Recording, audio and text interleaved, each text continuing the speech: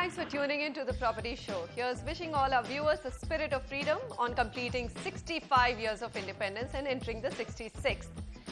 Over the next 1 hour, we'll take your calls and emails and help you identify the best bets in property across the country.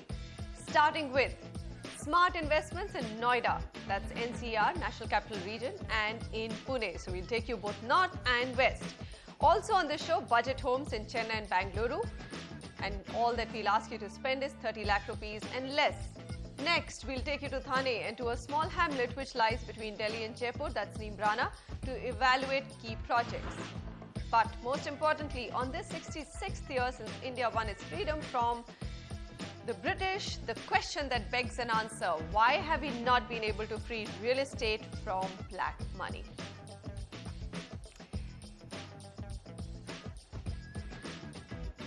You know, it's a widely known and a well-accepted fact that real estate transactions in cash are common enough across the country, and that this sector is one of the largest consumers and generators of unaccounted transactions or black money. Now, why is it that we haven't been able to free the real estate sector from black money even after 65 years of independence? Today on this special day, let's get to the bottom of how easy or tough it is to crack down black money in property transactions, and if it's easy enough, why is it still so rampant?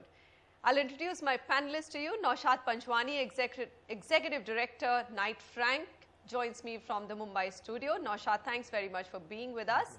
Sunil Daya, Managing Director, Vigneshwara Developers, and Manoj Kumar, Partner, Hammurabi and Solomon. Gentlemen, thanks very much. And of course, Sameer Jasuja, Founder and CEO of Prop Equity, my expert co-anchor.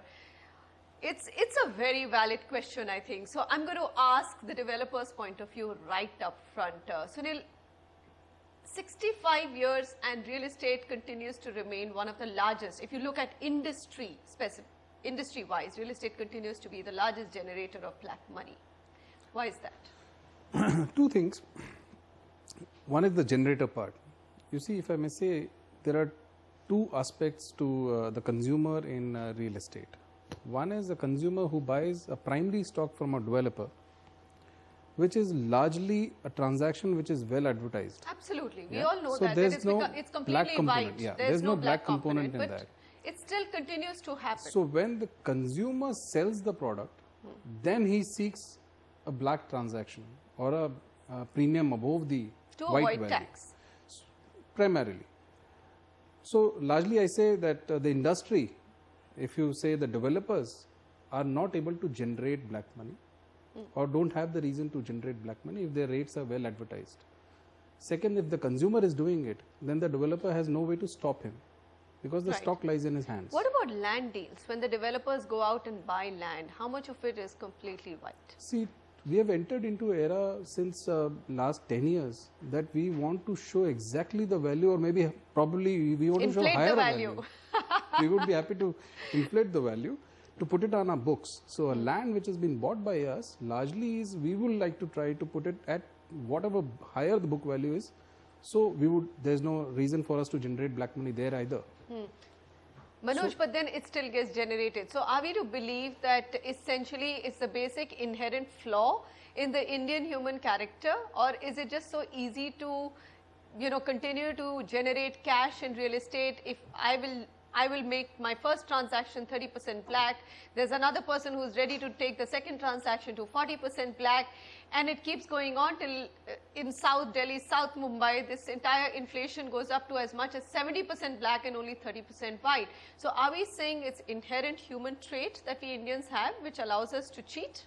I think the flaw is at both ends. I think on the consumer side, on the buyer side, there's a mindset problem. People don't want to pay the taxes. For some reason, they want to avoid paying taxes. And taxes, honestly, once saved, first time that the black money would have been generated or the property would have been bought in cash 20 years earlier. Now, nobody wants to pay that tax now. So it's a struggle to somehow avoid paying tax on that black money which is circulating. I think amnesty is the answer to that to some extent.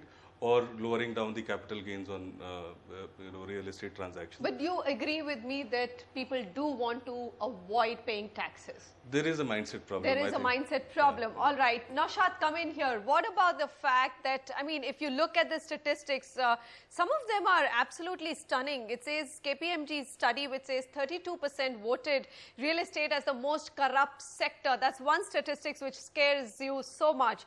High level of political involvement in big land scams, and just the fact that politicians hold such large parcels of land in this country.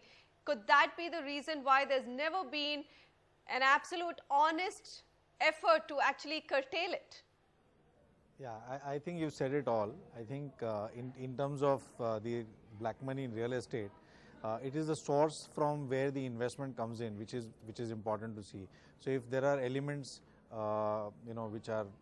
which you named, plus the other kings of the parallel economy, these people, they do not invest in check, right? They have got their ill-gotten monies in cash. So that is what they're going to pump in real estate, and it is easy to pump in real estate, because if you're talking at land stage, and if you're talking about getting money from, you're getting land from farmers or from others, they are easily acceptable to accepting cash.